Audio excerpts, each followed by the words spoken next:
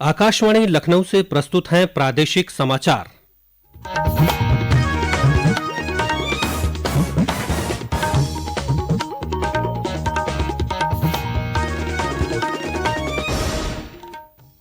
मुख्य समाचार। उपराष्ट्रपति जगदीप धनखड़ ने आज गोरखपुर में सैनिक स्कूल का किया उद्घाटन। कहा, बदलाव लाने का एक सशक्त माध्यम है शिक्षा। मेरठ मेट्रो के आधुनिक इंटीरियर और यात्री सुविधाओं का आज किया गया अनावरण। 13 स्टेशनों के बीच चलेगी 3 कोच वाली मेरठ मेट्रो। प्रदेश भर में आज से हर्षोल्लास के साथ शुरू हुआ गणेश उत्सव। घरों के साथ भव्य पंडालों में विराजे गणपति। हाथरस में कल देर शाम हुए सड़क हादसे में 4 बच्चों समेत 17 लोगों की मौत। मृतकों के परिजनों को दी गई 4-4 लाख रुपए की सहायता। और लखनऊ के ट्रांसपोर्ट नगर इलाके में 3 मंजिला इमारत ढही। हादसे में 1 की मौत, 20 घायलों को निकाला गया बाहर। बचाव और राहत कार्य जारी।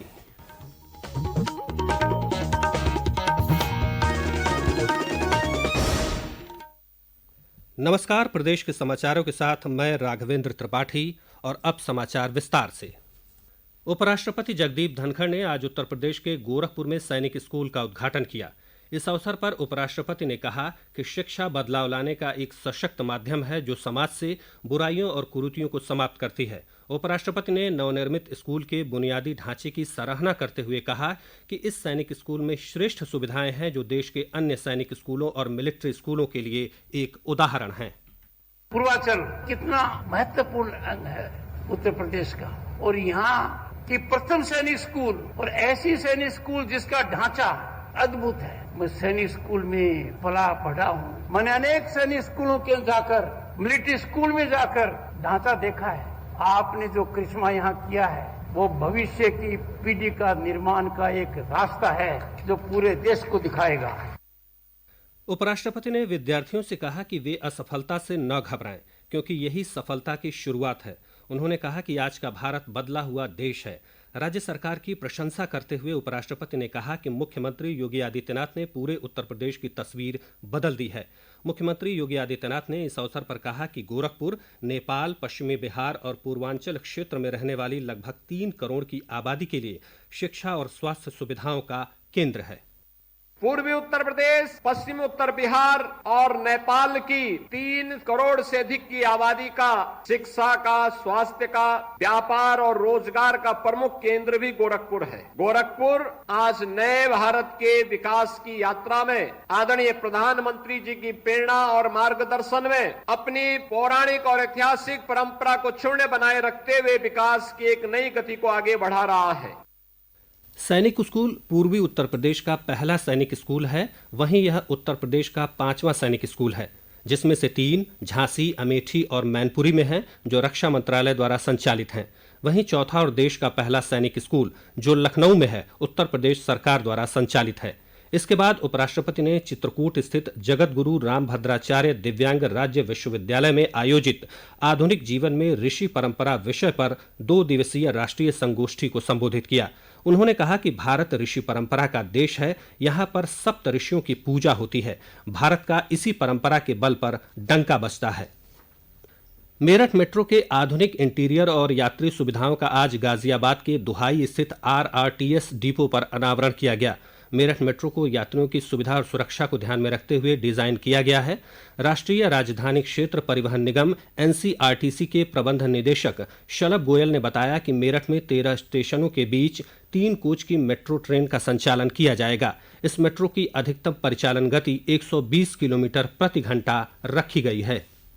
ये गवर्नमेंट ऑफ इंडिया और गवर्नमेंट ऑफ यूपी का एक बहुत अच्छा एक इनिशिएटिव है जो कि जून 25 तक चालू होगा। ये जो मेरठ मेट्रो का सफर है ये 23 किलोमीटर का सफर होगा। इसमें 13 स्टेशन होंगे और इस सफर को करने के लिए जो हमारी ट्रेन है उसमें 3 कार की ये ट्रेन होगी। इसकी डिजाइन स्पीड हम लोगों ने 135 किलोमीटर प्रति घंटा रखी है और ऑपरेटिंग स्पीड 120 किलोमीटर प्रति घंटा रखी है। जो सुविधाएं हम लोगों ने RRTS नमो भारत ट्रेन में दी थी वही सुविधाएं हमने यहाँ पर भी रखी है, जिसके कारण से कोई पैसेंजर है या कोई पेशेंट है या कोई डिफरेंटली एबल्ड हमारा पैसेंजर है जो कि स्ट्रेचर पे हो या जो कोई लिफ्ट हो, उसके लिए हम लोगों ने लिफ्ट को भी मॉडिफाई किया, जिसके कारण से पूरा स्ट्रेचर एक लिफ्ट में आ सके और स्ट्रेचर को हम लोग ट्रांसपोर्ट करके ट्रेन में भी ला सकते हैं। लखनऊ के चौधरी चरण सिंह अंतर्राष्ट्रीय हवाई अड्डे से मलेशिया के लिए सीधी उड़ान 13 सितंबर से शुरू हो जाएगी।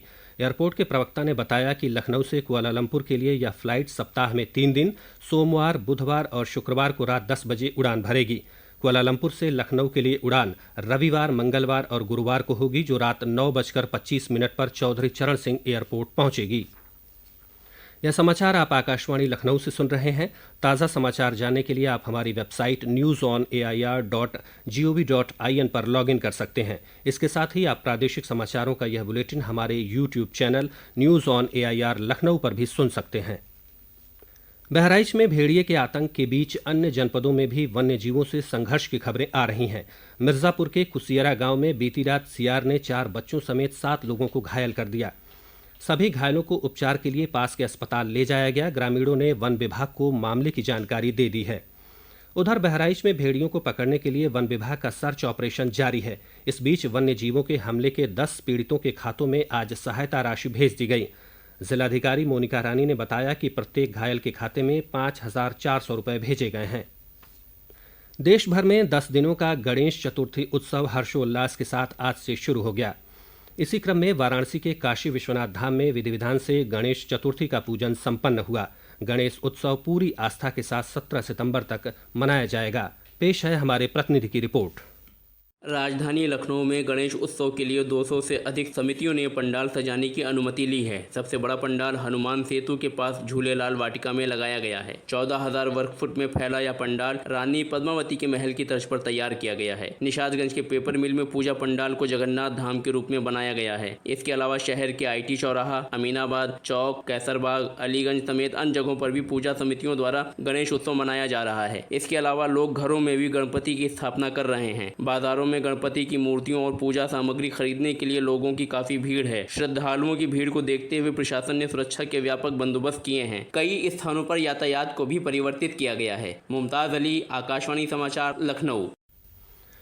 हाथरस के राष्ट्रीय राजमार्ग 93 पर मितई गांव के पास कल देर शाम रोडवेज बस और 4 पहिया वाहन की टक्कर में 4 बच्चों सहित 17 लोगों की मौत हो गई, जबकि कई अन्य घायल हो गए।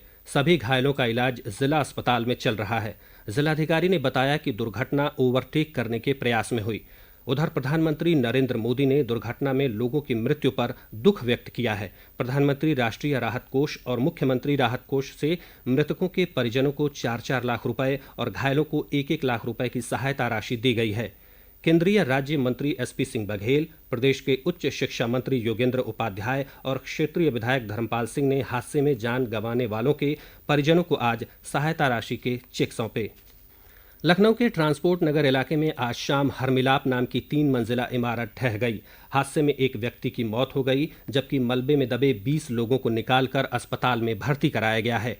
प्रदेश के राहत आयुक्त ने बताया कि 8 एम्बुलेंस मौके पर हैं और बचाव व राहत कार्य जारी है। मुख्यमंत्री योगी आदित्यनाथ ने हादसे का संज्ञान लेते हुए प्रशासनिक अधिकारियों को राहत और बचाव कार्य करने के निर्देश दिए हैं। प्रदेश में कलाकारों की तरह साहित्यकारों को भी पेंशन दी जाएगी। 60 वर्ष की आयु पूरी कर चुके साहित्यकारों को पेंशन के रूप में प्रति माह 2,000 रुपये मिलेंगे। पर्यटन और संस्कृति मंत्री जयवीर सिंह ने कल लखनऊ के इंदिरा गांधी प्रतिष्ठान में आयोजित कवि कुंभ में इसकी घोषणा की। केंद्रीय वित्त राज्य मंत्री पंकज चौधरी ने आज महाराजगंज के जिला महिला अस्पताल में अल्ट्रासाउंड सेंटर का शुभारंभ किया। इस मौके पर उन्होंने कहा कि बेहतर स्वास्थ्य सुविधा देने के लिए हमारी सरकार प्रतिबद्ध है। सरकार ने स्वास्थ्य क्षेत्र में बेहतर सुधार किया है और गरीबों को मुफ्त इलाज मिले, इसके लिए आयुष्मान कार्ड भी दिया है। और अंत में मुख्य समाचार एक बार फिर। उपराष्ट्रपति जगदीप धनखड़ ने आज गोरखपुर में सैनिक स्कूल का किया उद्घाटन। कहा, बदलाव लाने का एक सशक्त माध्यम है शिक्षा। मेरठ मेट्रो के आधुनिक इंटीरियर और यात्री सुविधाओं का आज किया गया अनावरण। 13 स्टेशनों के बीच चलेगी 3 कोच वाली मेरठ मेट्रो। प्रदेश भर में आज से हर्षोल्लास के साथ शुरू हुआ गणेश उत्सव। घरों के साथ भव्य पंडालों में विराजे गणपति। हाथरस में कल देर शाम हुए सड़क हादसे में 4 बच्चों समेत 17 लोगों की मौत।